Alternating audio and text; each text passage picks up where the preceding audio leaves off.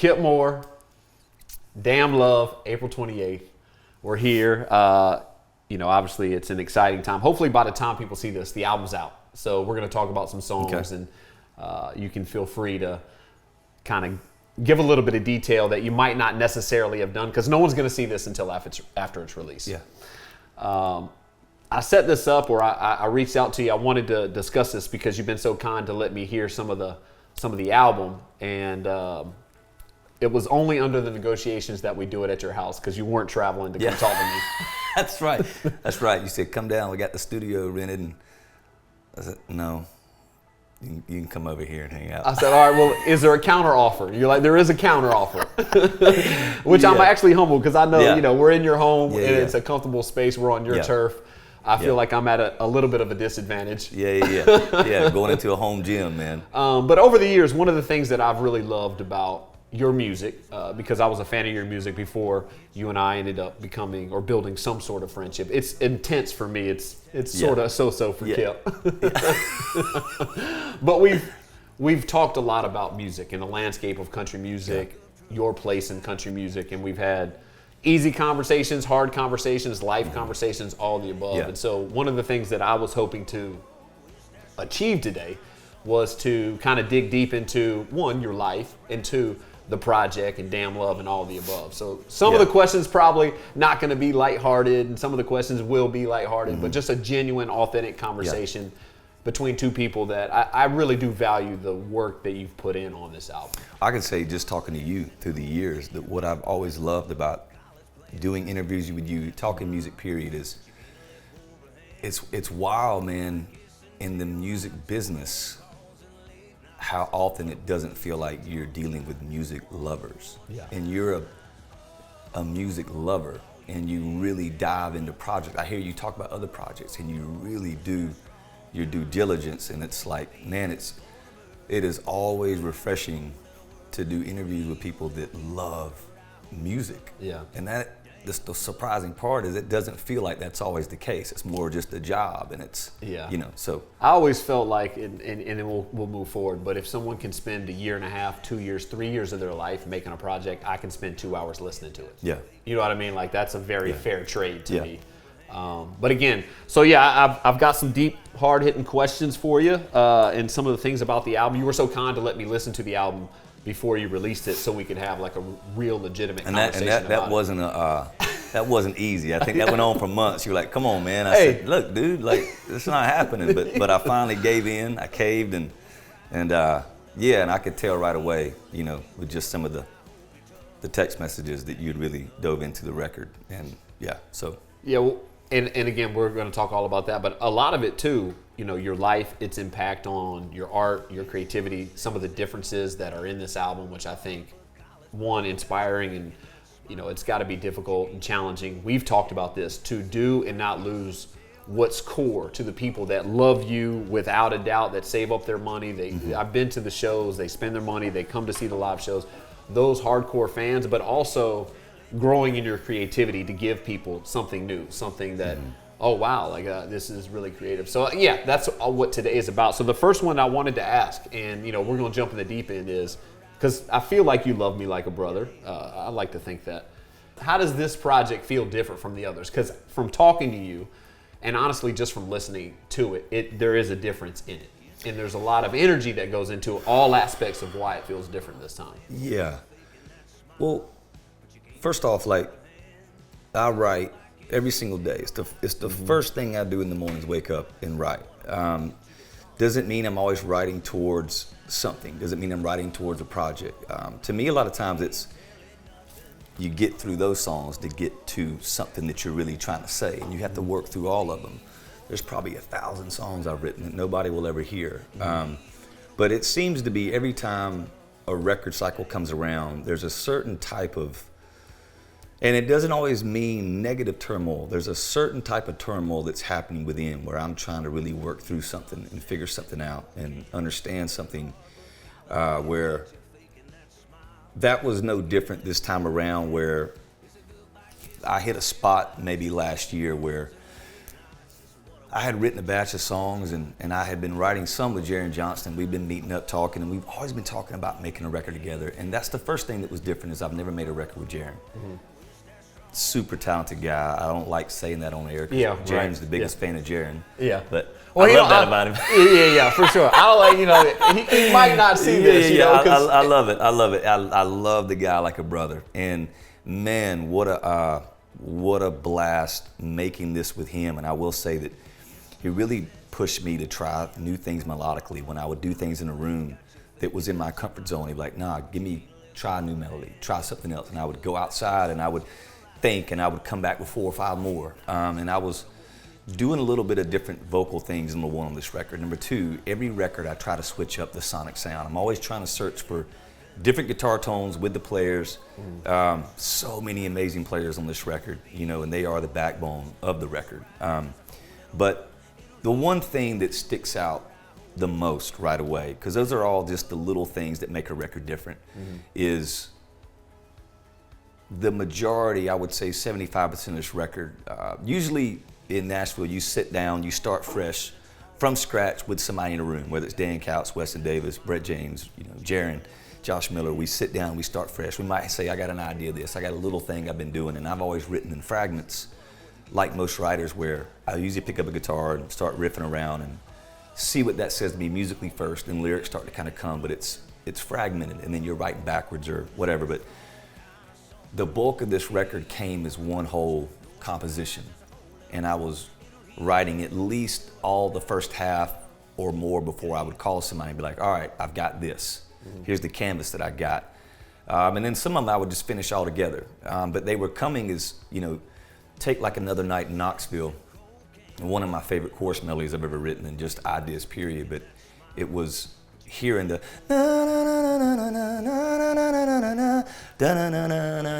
I was hearing all the pieces, and the lyric was all coming at one time. So it was one whole canvas, and I'm trying to sing it all into my phone, all the lyrics, all the melody, all the parts, before I would pick up a guitar. So I'm doing all that, and by the time, even like Another Night in Knoxville, I'd written, the whole song on my walk home, and that 20-minute walk home from when the idea came back to the condo. And that was a different thing, with writing it blank like that with no instruments at hand, and then going back and trying to figure out how to play all the parts. Yeah. Going into making this record, and again, I'm coming at it from a country music fan. Was there a specific goal? Because I feel like this album in its entirety has achieved certain things for me, as someone that has listened to everything under the sun that you've ever put out, and I was a fan before I was your friend. Was there a specific goal when going in to create this? Because I feel like you've achieved some different things making this album. There was a specific goal in creating.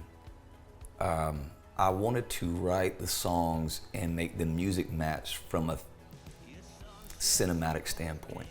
I wanted the whole record to feel like a movie. So that was different for me. A lot of times I've written from, I want this record to pop live. Right. It's like Wild Ones, I wrote strictly to be a live record. Yeah, that's interesting. And you can feel that when you listen to that record. This one, I wanted the whole thing to feel like a movie. So in that, we live in a world of the song better be 3 minutes and 30 seconds and under. Right. Yeah. And then you got 3 songs on this record that are 6 minutes, and that was a major fight. When you're on a major record label, it's you got to get these under, and it was like there was no budging, and I love that about Jaron. And he was like, let's make these musical pieces that keep taking you on a journey. Yeah. And that was a major difference with this, was we just, like with the guitar slinger, it just keeps crescendoing into this thing. Yeah. And that was all purposeful, because there was those things that, well, you got to take out this verse, and you got to take out this section. It was like, even the outro section is 45 seconds on its own, which you don't usually get. So that was all a very, I wanted people to feel like from start to finish they're watching a movie with this record. Yeah, was that stressful for you though? Because like you said, there's pushback to turning this. 100%. Yeah, there's always going to be that, because there are things like, what people don't think about is, you get it all the time, where I think people have this conception of, if you're an artist with a major record label, well, the labels paying for your tours and they're paying for all the things. It's like, Right, no, of course. it's your own circus. You own everything. So even from a vinyl standpoint, well, I now have, 3 vinyls in this, where it's because of the length of the songs, well, that adds up to be a whole lot more money that you're spending in hoping that people are going to buy the vinyl. Yeah, I wouldn't have thought of that for sure. Yeah. Where if you could look through most of these, it's one copy. There's 8 songs on this record, on this John Cougar record right here, and it's just one vinyl you pull out. Well, he saves a whole lot more money than having 3 of them in there, But it was like I still believe in having a body of work. You get those Dark Side of the Moon records and those Pink Floyd records, and it's a whole journny. Yeah. And that's why they're still around. Yeah, and I wanted to somehow, I still believe that the fan base wants those. And it's not just, I know it's an instant world, but I'm fighting like hell to not give in to just that. Mm-hmm. When you leave the studio, you turn it in, wherever you are, when you turn the record in, turn the album in, did it feel any different this time? For me, it felt different as far as unpacking a lot of things that I unpack that I don't even realize is buried sometimes. For example, you take Mickey's Bar, and people are going to have so many different conclusions from hearing the song. So many people I've talked to that have heard it now, it's like everyone gets a different feel from it, and they're all trying to figure out, well, who are these characters? Right, of course, all these characters, and what people don't realize a lot of times is I'm writing about characters a lot of times in a metaphorical sense of me. Bobby had a dream playing for the Yankees and 2 bad knees. He's a junkyard car. I'm writing about myself and what at some point I'm gonna be a used up commodity. Ain't nobody gonna, it's like all of a sudden you ain't gonna be selling the tickets you're selling and the records and I was in a super dark headspace coming back, and that usually happens when I'm on a long European run and we're gone for like a straight month and you never sleep.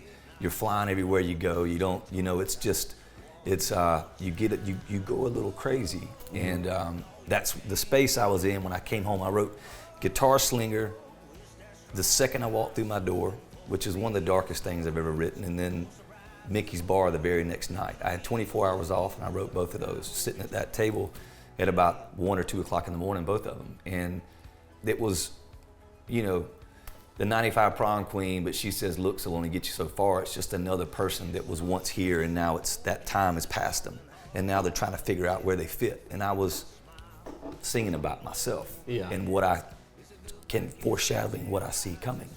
Yeah, to piggyback on that, one of the favorite records that's on this album for me was Peace and Love. Yeah. And so listening to that, like you said, and I'm a music fan first, so of course when I'm listening to the lyrics and the songs, and I do love that you're a very strong storyteller through things that are melodic, and you can get lost in the instrumentation of the album, which is great, but you can also get lost in some of the stories and wondering how that applies to your life. And I was listening to that, and you don't have to answer or comment on this because it's just something you and I've never talked about.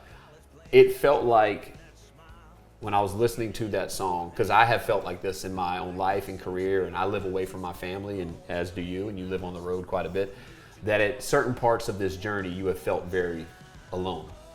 And then finding some peace in certain areas, wherever that be, or the chaos in it.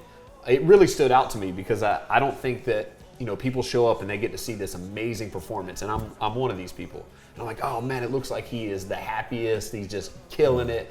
But then, those lights go off and you get on a bus and you have to roll around the country or the world, and you're away from family and friends, and like you're not really settled. And it just felt like in that song, maybe you had found something that gave you a little peace. Yeah, and a lot of times I'm singing about what I hope for. Sure. A lot of times it's not necessarily what I am feeling at the moment. Sometimes it's what I hope for, and sometimes it is very direct. And I think with that, it was more direct.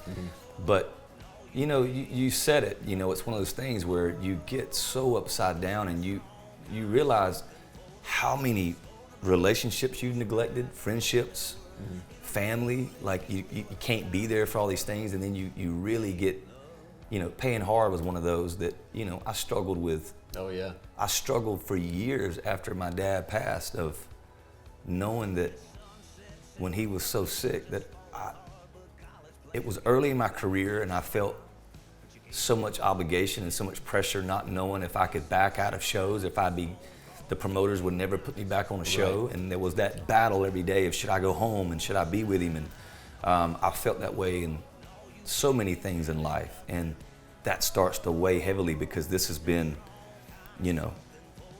a very maniacal pursuit. And it's been all encompassing for me, which has been my own fault too at times. And I haven't watered the other gardens in my life, and it's made me a little crazy. But that's the path that I've chosen. I love it. And when you talk about being happy on stage, there's times when it's just 100% bliss, and it all feels like you're right where you need to be. But there are moments in the dark after those things when you've spent up all those endorphins, and it's a chemical thing, and then now you're working on the reserves of those endorphins the next night. You got 4 straight shows, and then you spin up everything, and you feel like this just completely empty shell of a human for the next 48, and then you gotta get right back up on it, So it's it's been a major battle throughout my career of trying to find that balance, and peace and love is definitely one of those things where it's just this feeling of, things are good right now. I'm glad that you touched on that because I was actually witness to this. I only get to see you a few times a year, and I'm very fortunate to see 1 or 2 shows. And I can't remember exactly when it was. I think it was sometime last year where you were coming off a very long travel, probably month, 2 months, I have no idea. And I felt like it was going to be very challenging for you to perform that night, which I got to give you credit. I go out in the front of the house and I'm watching everybody, and you crush it. I think we've all been there where we don't want to go to work or it's hard, and we muster up somewhere, and everybody's different. Like, what do you pull on to get through moments like that? Because I would imagine with the amount and extensive time on buses and planes that you battle that at times. We got a thing with me and the guys where before every show, because we all feel like that at times. Of like course. We're all just beat, man. Yeah. And we look at each other, we huddle up, we all have a little drink together, and we remind each other that this was all our dream to be here. We do it every night. And the one thing that we always say is, they came a long way to see us. They spent their hard-earned money. Be present. Be present. Give it everything you got. We always, every night, kind of go through that thing together. And it's just our way of checking ourselves before we walk out. So we're not walking out there flat. Sure. And it's, sometimes you walk out there, man. Right. And it is just a 1,000-yard stare, deer in headlights. And the energy's on you. And there ain't a more vulnerable, lonely place on earth than that. It'll really mess with you. And a lot of times, I feel like, 90% of the time we can turn that. We can turn that into something. Yeah.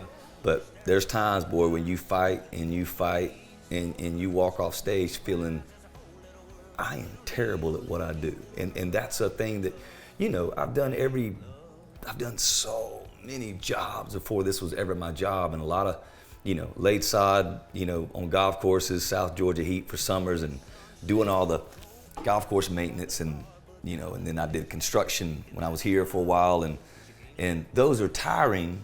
You go home and you're exhausted, but it's not a here and here. It's just a physical, you're exhausted. But you can also leave the job there.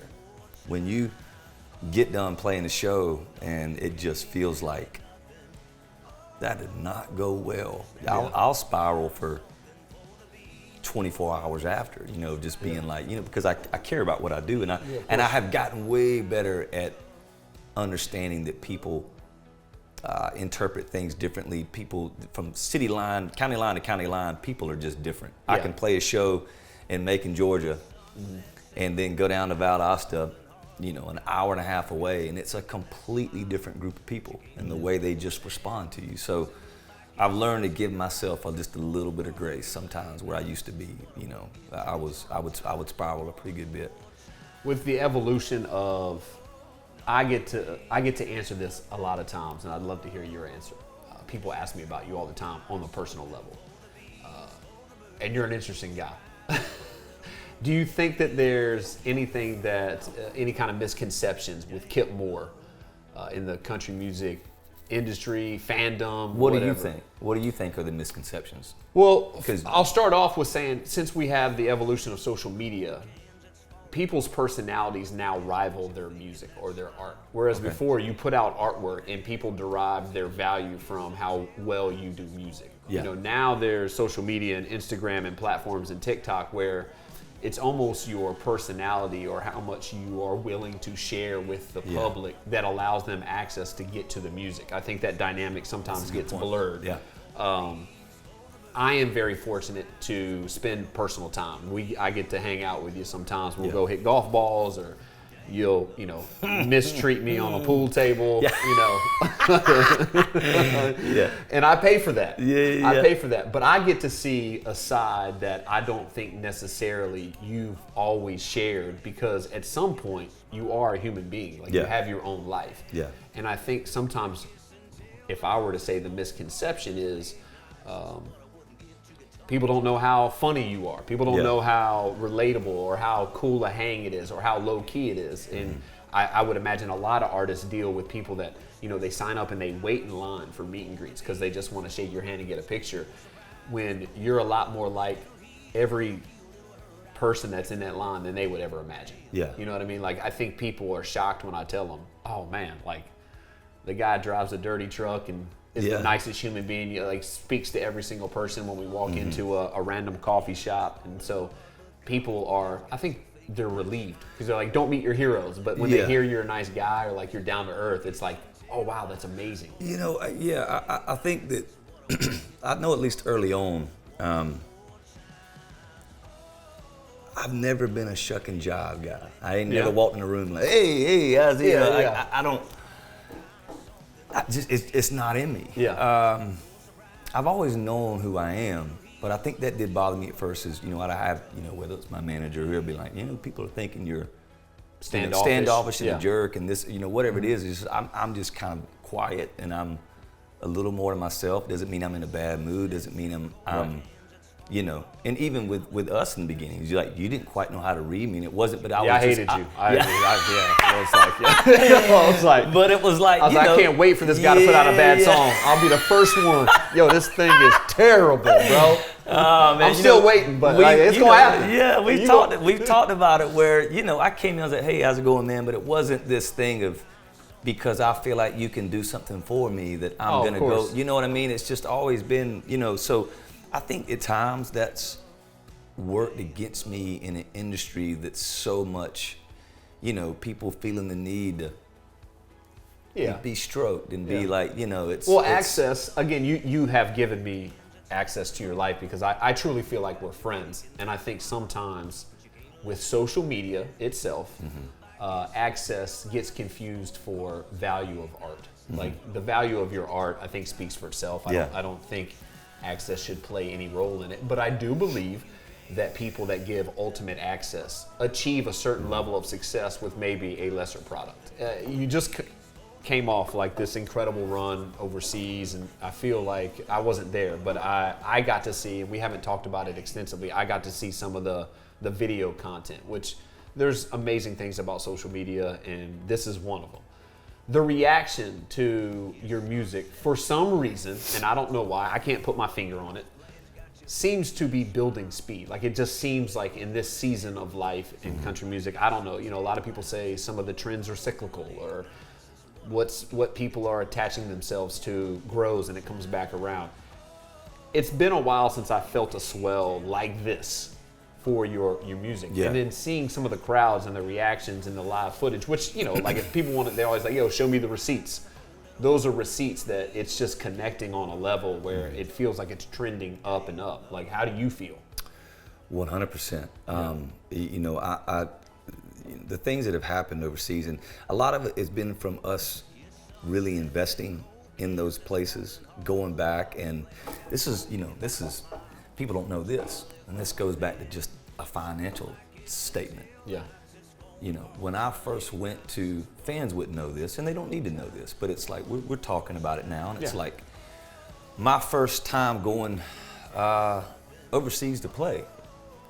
We were the opening act, and then we were doing like a couple small clubs, and when you're flying a whole crew out, and you're on the road eating in hotels and, Yeah. you know, my first time over there, and this is me, this ain't the label, this is what I, you know, Yeah. I lost around 40 grand just to go play for people. So it's, a lot of times that can be like, man, this just ain't worth it, you know, but Yeah. we kept going back, and we knew that as a band, we were good enough to hook you if we went. And that was the main thing. You gotta, number one, you gotta have the commitment, you gotta have the tenacity, but you gotta have the product too for them to latch on to.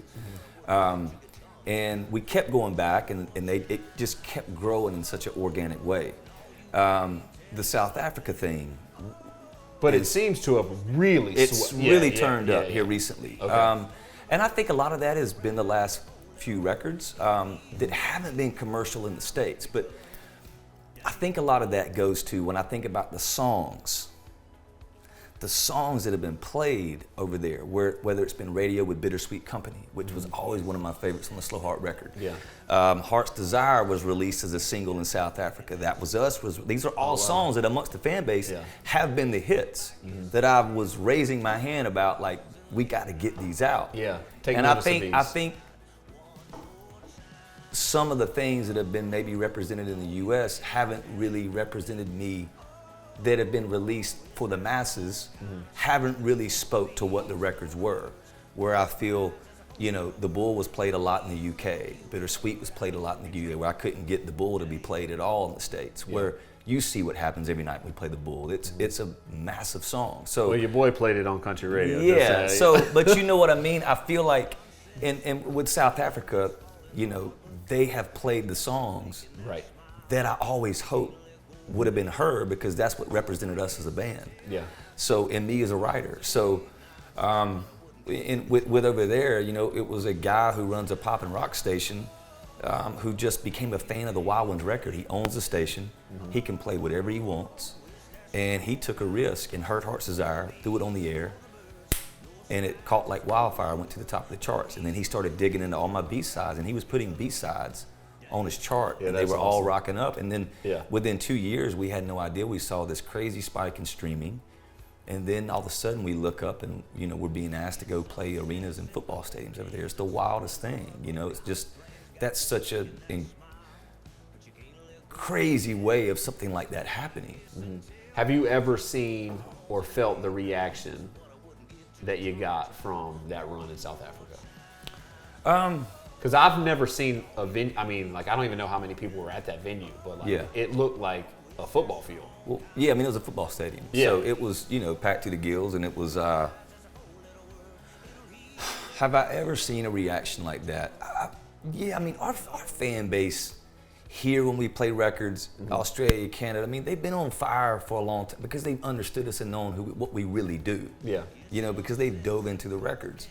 I've never seen a size of a crowd as far as when it's my show. Yeah, I meant volume-wise. It ain't a festival. Right. It's my ticket. Yeah. You know, it's, you know, like, you know, and there was other amazing artists on the bill, but it was, you know, it wasn't like this 3-day festival that's a built-in They thing. were there to see you. Yeah. And the magnitude, no. But I mean, they were insanely passionate. Definitely one of my most enjoyable experiences ever playing music, for sure. So I was only asking that because I wanted to know, I have seen sometimes where you come off and like you really value the experience that the fans get when they come to see you. Like that's very evident. Anyone that's on your team or has been around you understands, you know, if something goes wrong or you don't feel a certain song was delivered up to par, like, you know, that's addressed afterwards. Hey, these are things that we need to fix. We can't have this reoccur. Like problems happen, but they don't happen twice.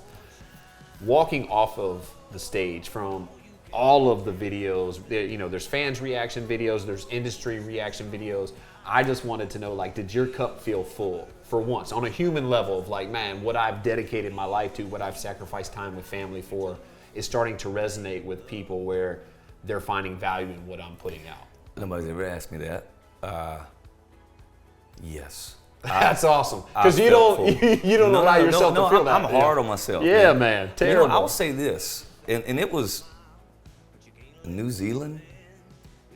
New Zealand, if you are watching, we are coming back. That was the only like non-arena that we played on that run. It was maybe a 2,000 seat club. And we kept being warned from the people that run the venue, from outside noise of being like, get ready for the most docile show you've ever played. Like, Okay. people here just don't Yeah. feel like you're not doing well, but they're a lot more docile. Yeah, that's their temperature. Man, that place was a zoo, man. It was just everybody on their shoulders by the end. It was madness. And they showed so much love that night. Knew the records, where now we are 1,000% going back. And that's all it takes, like, for fans. Like, show us your heart, we'll show you ours, and we're going back next year. Oh, that's amazing. Well, I won't keep you much longer. The last thing and I've never asked you this, it's something that I do want to know. This is a selfish question.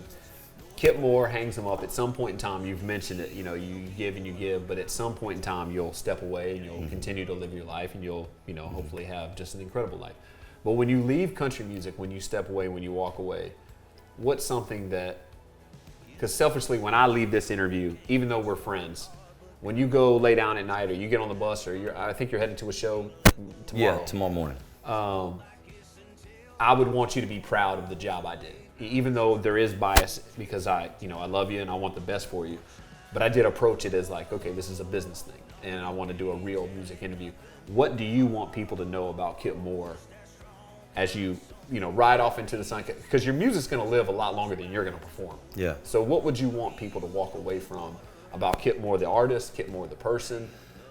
Yeah, for me, honestly, because I've told myself, and I don't know when this will come. I still have all the drive in the world to keep, like, every day I wake up, trying to write the best thing I could ever write. All that passion's still there, but I'm gonna walk away from this while that's still intact. It ain't gonna be that it's died out. I'm like, it's time to step away. I'm not gonna be an old guy. So you're going the Barry Sanders approach. Barry Sanders approach. Like, I wanna walk away from this thing. When you ask me what I want people to remember, because a lot of people aren't gonna know a lot of things personally about me because I am to myself. Yeah, you're private. I don't show a lot on social media, and I don't. I want people to remember that every time we walked out there, there was never going through the motions. Like, we gave you every single, and I always say we because we're such a tight unit, and I rely so much on the guys in the band, and we write together, and we've done this life together, and it's like Eric, my drummer, man, he's just the best, and we have this thing. It's almost like every night we give each other a little nod right before walking up, and he's the glue, and he's like, it's a nod of, I know what he's saying, like, I'm gonna give you all I got. I'm gonna be there with you tonight. Even though, because we can feel the energy in the crowd before we step out, and we know when it's gonna be tough. We know when it's gonna be work. When it's quiet out there and the house music's going, it's like, buckle up, boys. It's gonna be a night right here. I ain't gonna name any of the cities, but we know. And but they're out there. He gives me a nod of like, dig in, I got you. And it's, I want people to always remember what we gave, and I want them to remember us when we were on fire. I don't want it to be this nostalgic thing. I want to walk out when we were still on fire. That's awesome. Well, album is out now. Came out on the 28th. If you haven't listened to it, give it a listen. I am incredibly biased. Doesn't mean I'm wrong. I know this makes you uncomfortable. I love you. I'm insanely proud of you from a music standpoint, but even more so just from a human being standpoint, man. Thank you for your time, brother. Thank you. Appreciate you.